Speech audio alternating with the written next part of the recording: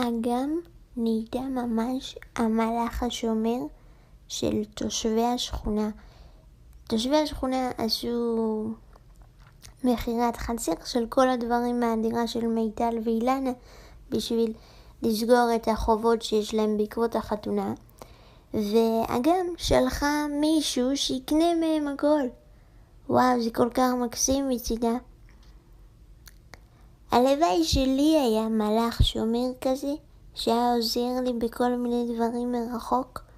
זה היה ממש טוב, כי תכלס אני צריכה עזרה, ופשוט כיף להם שיש להם את אגם. אני רק מקווה שאם מאיזושהי סיבה אודי ואגם ייפרדו באמצע הסדרה לתקופה, אז שזה לא יגרום לה לחזור להיות רעה, כי זה יהיה ממש מאכזב. אני אהבתי את אגם גם בעונה הקודמת, אבל בעונה הזאת היא מדהימה הרבה יותר.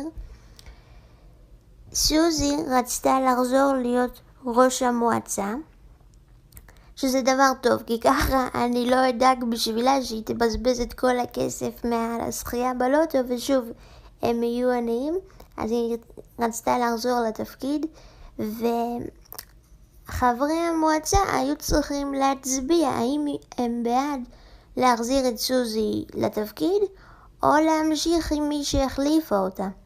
ובגלל שהיא שכדה אותה, היא נתנה לכל אחד שעון, אז הם הצביעו בעד להחזיר אותה, שזה משהו שהוא מאוד תמוה בעיניי, בגלל שהם כולם שם מליינים ברמות, אז שעון קונה אותם, יש להם כסף, הם יכולים לקנות עשרות שעונים כאלה בעצמם.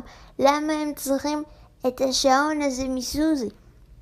אני חושבת שהם לא היו צריכים ליפול בשוחד הזה ולהצביע אובייקטיבית האם הם רוצים להחזיר אותה או שהם לא רוצים להחזיר אותה. זה פשוט מצחיק שבגלל שעון היא ככה שירדה אותם בקלות. זה כולה שעון, בשבילם זה כמו שעון מהשוק, הם יכולים לקנות לעצמם שעונים כאלה כמה שהם רוצים.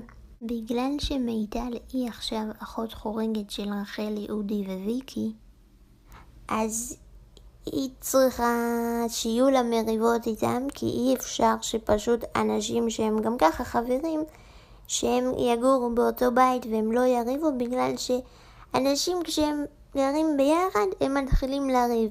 כשהם גרים רחוק אחד מהשני הם פחות רבים. ככה זה ככל שאתה יותר נמצא עם מישהו הוא יותר עולה לך על העצבים ולהפך.